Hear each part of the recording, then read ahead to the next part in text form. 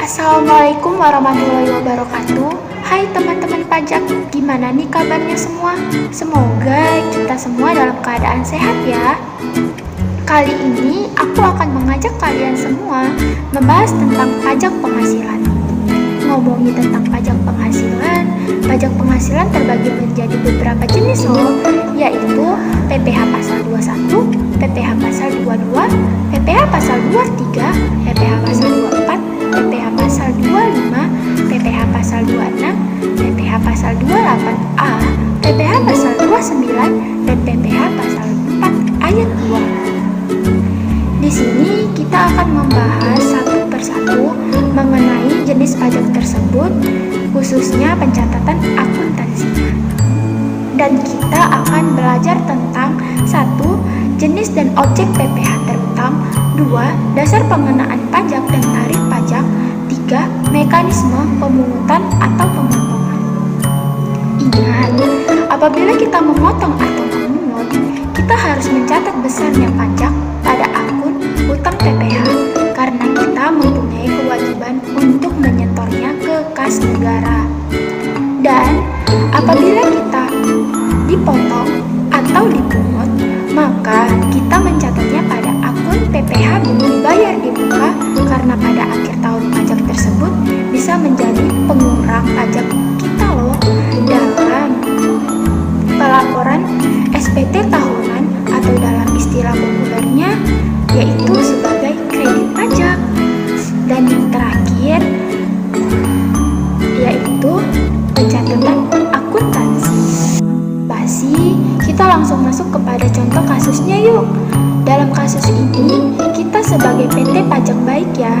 Nah, di sini kamu bisa cek secara langsung informasi singkat tentang perusahaan seperti profil perusahaan, pemegang saham perusahaan, serta penyertaan modal pada perusahaan. Oke, kita langsung masuk pada transaksi perusahaannya ya. Pada tanggal 1 Maret 2019, perusahaan membayar honor konsultan pajak atas pemberian jasa konsultasi pada tahun 2018 sebesar Rp25 juta kepada Bapak Edi Sukoso, Sarjana Ekonomi. Penyelesaiannya, DPP atau dasar pengenaan pajak sama dengan 50% dikali penghasilan bruto. Maka 50% dikali 25 juta hasilnya 12.500.000. Yang kedua, PPh pasal 21. 5% dikali DPP sama dengan 5% dikali 12.500.000. Maka hasilnya 625.000. Maka transaksi ini kita terutang PPh pasal 21.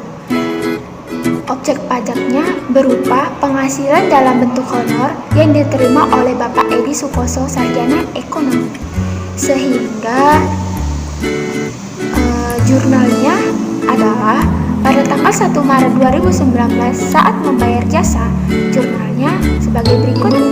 Beban konsultasi didebit Rp25 juta, utang PPh pasal 21 dikredit sebesar Rp625.000 dan kas atau bank dikredit sebesar Rp24.375.000. Pada tanggal 10 Mei 2019 saat menyetor pajak, jurnalnya utang PPh pasal 21 didebit sebesar Rp625.000 dan dikredit kas atau bank sebesar Rp625.000. Transaksi PPh 22. Tanggal 5 Juni 2019, PT Pajak Baik menjual kertas kepada pemerintah daerah Kota Jakarta senilai Rp900 juta. Harga pokok penjualan atas kertas yang dijual yaitu Rp650 juta. Pembayaran baru akan diterima keesokan harinya pada tanggal 6 Juni 2019. Maka penyelesaiannya adalah DPP sama dengan harga pembelian yaitu Rp900 juta.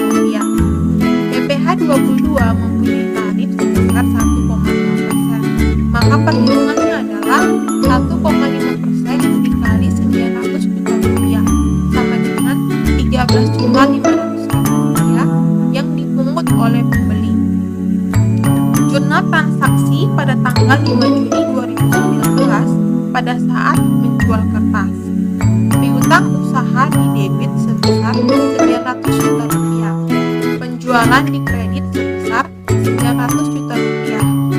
Harga pokok penjualan di debit sebesar 650 juta rupiah. Persediaan di kredit sebesar 650 juta rupiah. Jurnal 6 Juni 2019 saat pembayaran oleh bendahara. Kas atau bank di debit sebesar 886 juta 500 ribu rupiah. PPh pasal 22 dibayar di muka di debit 13 juta 500 ribu rupiah dan piutang usaha kredit 900 juta rupiah.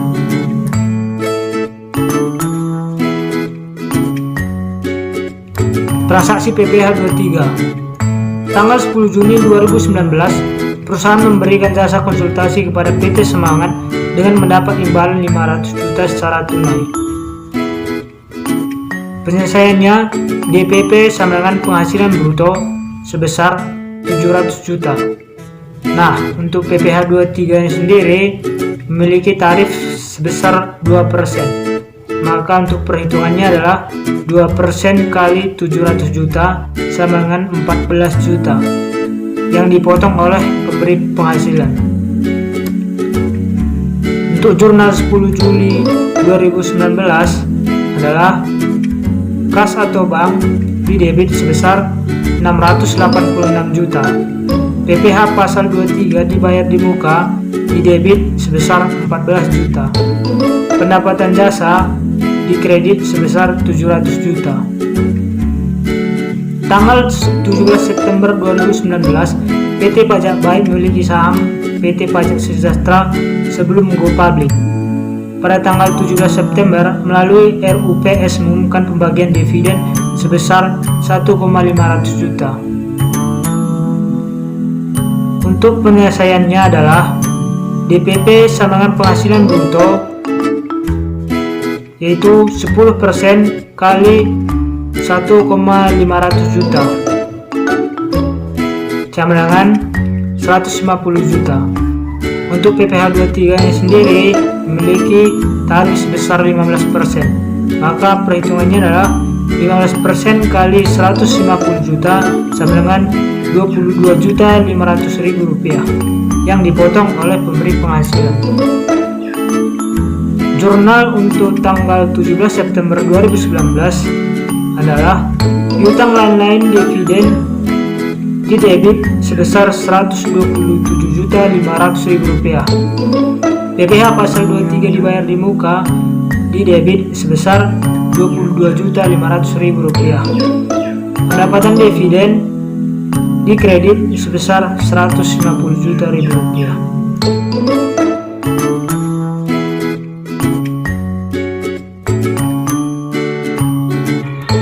Transaksi PPh 4 ayat 2. Tanggal 3 Oktober 2019, perusahaan membayar 100 juta rupiah kepada PT Sewa Inaja atas sewa gedung di daerah Jakarta untuk 3 tahun. Pembayaran sewa tanah atau bangunan final. DPP sama dengan jumlah bruto nilai sewa sama dengan 100 juta rupiah. PPh 4 ayat 2 sama dengan 10% dikali 100 juta rupiah sama dengan 10 juta rupiah. Dipotong oleh pemberi penghasilan. Pencatatan transaksi. Jurnal 3 Oktober 2019, beban sewa pada debit sama dengan 100 juta rupiah, utang PPh 4 ayat 2 sama dengan 10 juta pada kredit, kas dan bank sama dengan 90 juta rupiah di kredit. Jurnal 10 November 2019, utang PPh pasal 4 ayat 2 sama dengan 10 juta di debit, kas dan bank 10 juta di kredit.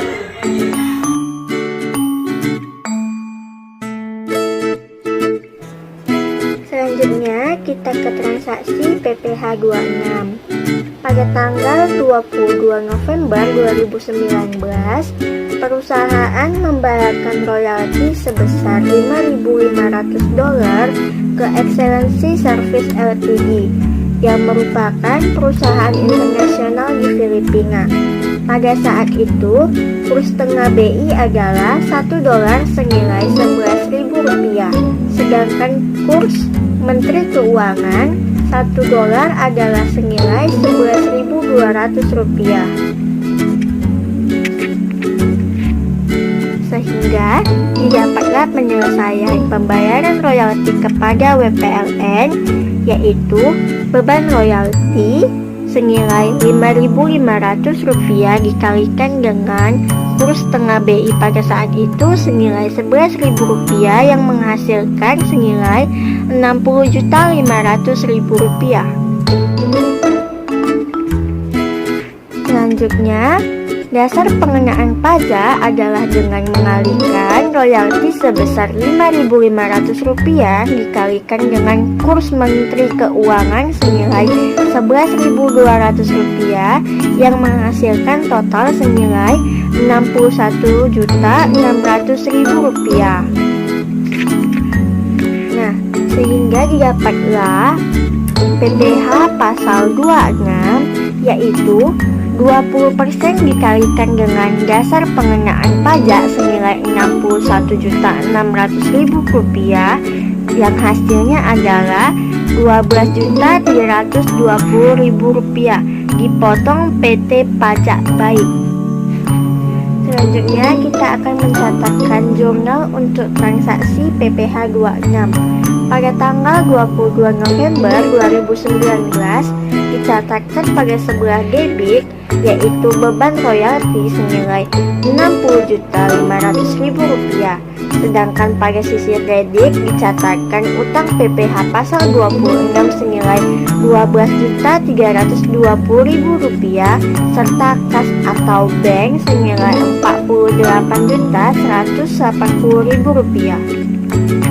Selanjutnya, pada tanggal 10 Desember 2019 dicatatkan jurnal yang pada bagian debit adalah utang PPh pasal 26 senilai Rp12.320.000 dan sisi kredit mencatatkan kas atau bank senilai Rp12.320.000.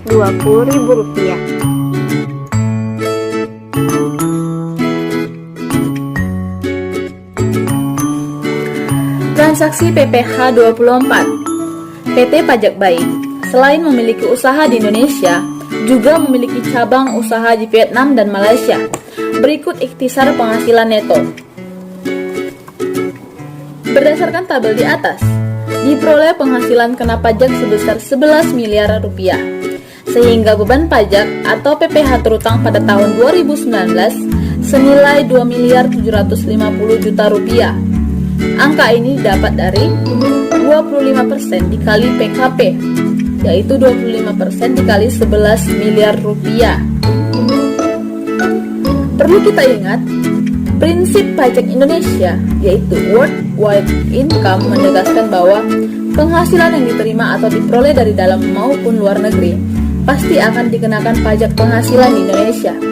Akan tetapi, bisa kita lihat dalam tabel sebelumnya bahwa pajak juga sudah dikenakan di tempat penghasilan tersebut diperoleh. Sehingga untuk mengurangi dampak pajak berganda ini, Pasal 24 Undang-Undang Pajak Penghasilan mengatur bahwa pajak yang dibayar atau terutang di luar negeri atas penghasilan yang diterima atau diperoleh di luar negeri boleh dikreditkan terhadap pajak yang terutang pada akhir tahun. Namun besarnya kredit pajak tersebut tidak boleh melebihi perhitungan pajak terutang menurut Undang-Undang Pajak Penghasilan. Hal ini dikenal dengan metode kredit terbatas per negara atau Ordinary Credit per Country Basis.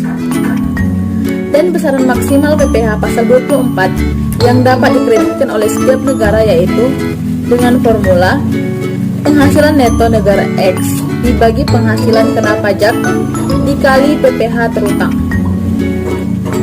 Dengan menggunakan formula yang telah disebutkan sebelumnya, maka kita akan mendapatkan batas maksimal yang dapat dikreditkan di setiap negara.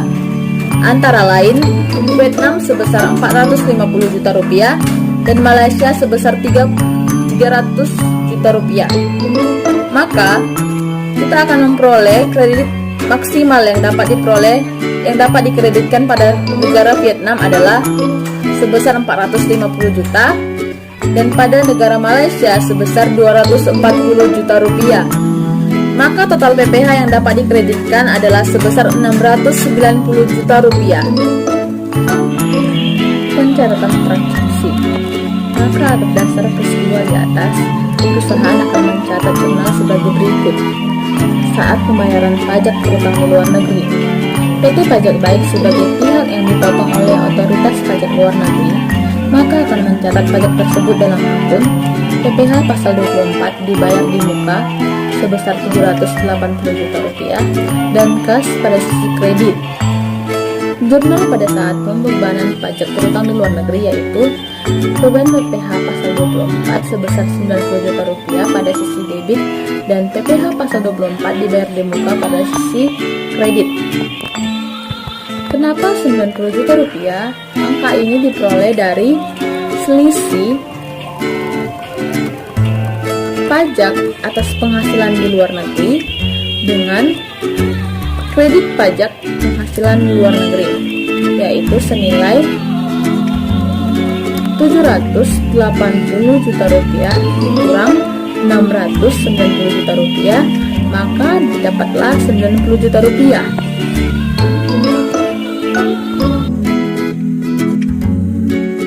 Oke, PT Pajak Baik adalah wajib pajak badan yang wajib membayar angsuran PPh 25 setiap bulan.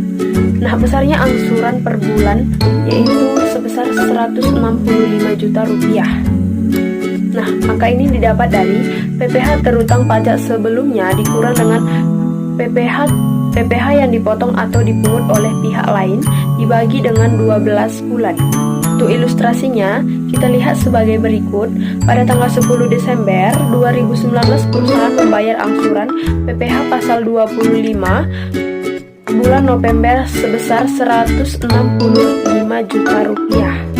Soalnya adalah sebagai berikut. Perlu kita ketahui bahwa angsuran PPh pasal 25 yang dibayar setiap masa pajak dapat dikreditkan pada akhir tahun ya teman-teman. Nah, jurnalnya adalah sebagai berikut. PPh pasal 25 dibayar di muka sebesar 165 juta rupiah pada debit dan pada kreditnya adalah kas atau bank sebesar 165 juta rupiah. Berikut adalah data transaksi kredit pajak tahun pajak 2019 di mana PPh pasal 22 dibayar di muka sebesar 13.15.500.000 rupiah, PPh pasal 23 dibayar di muka sebesar 36.500.000 rupiah, PPh pasal 24 dibayar di muka sebesar 690 juta rupiah, PPh pasal 25 dibayar di muka sebesar 1.980 juta rupiah dan total kredit pajaknya ialah 2.720 juta rupiah. Dimana diketahui penghasilan kena pajaknya senilai 11 miliar dan PPh terutang pajak tahun 2019 ialah 25% dikali 11 miliar yaitu sama dengan 2.750 juta rupiah. Namun untuk utang PPh pasal 29 ialah senilai 30 juta rupiah, di mana hasilnya kita dapat dari 2.750 juta rupiah dikurang dengan 2.720 juta rupiah, maka hasilnya adalah 30 juta.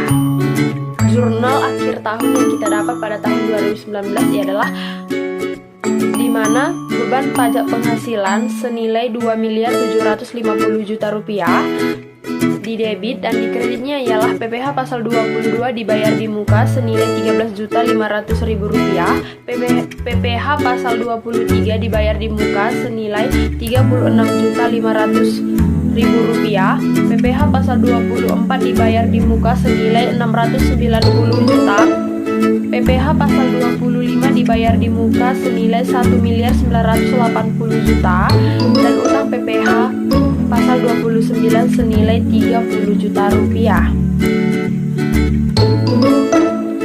Dan jurnal pada saat pembayaran PPh pasal 29 pada tanggal 10 April 2020 ialah utang PPh pasal 29 senilai 30 juta di debit dan kas atau bank senilai 30 juta di kredit.